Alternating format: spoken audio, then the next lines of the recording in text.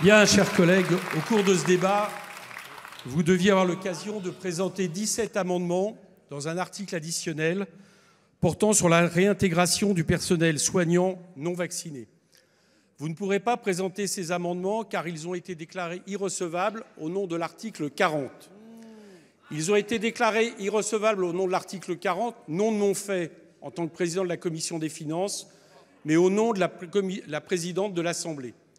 Au moment où je vous parle, les administrateurs sont en train de chercher un cas dans l'histoire où un tel événement a eu lieu. Ils sont en train de chercher. Tellement c'est rare. Peut-être trouveront-ils, mais c'est quelque chose d'absolument exceptionnel. Je vous rappelle que l'article 40, et je le rappelle notamment à tous ceux qui nous écoutent, empêche un député de proposer un amendement qui constituerait une charge. Il y a à certains moments des cas plus compliqués que d'autres, plus difficiles, qui peuvent concerner des amendements de l'opposition. Et c'est une des raisons pour lesquelles c'est le président de la Commission des finances, qui appartient à l'opposition, qui, dans ces cas, tranche et juge s'il en est possible. Les arguments qui nous ont été opposés sur ces amendements concernant les personnels soignants, c'est le fait qu'ils créeraient une dépense nouvelle, puisque ces soignants seraient réintégrés, ce qui laisserait supposer que leur suspension était en réalité une mesure d'économie. Moi, je ne le crois pas. Moi, je défends, et j'ai défendu l'idée auprès de mes collègues, pour déclarer recevables ces amendements, qu'en réalité, c'était une charge de gestion.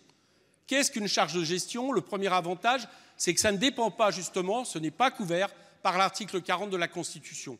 C'est une charge de gestion parce que ce personnel est suspendu. Il n'était pas licencié. Pour preuve, si ce personnel décide d'être vacciné demain, il peut être réintégré. Ça veut dire que cette charge, elle existait en fonction justement par rapport à ce personnel. Deuxièmement, c'est un nombre infime de personnes. C'est la ministre de la Santé elle-même qui l'a dit l'autre jour, puisque ça correspond à 0,53% de la masse salariale. Ce que je veux dire ici, Monsieur le Président, il va falloir conclure. Je termine.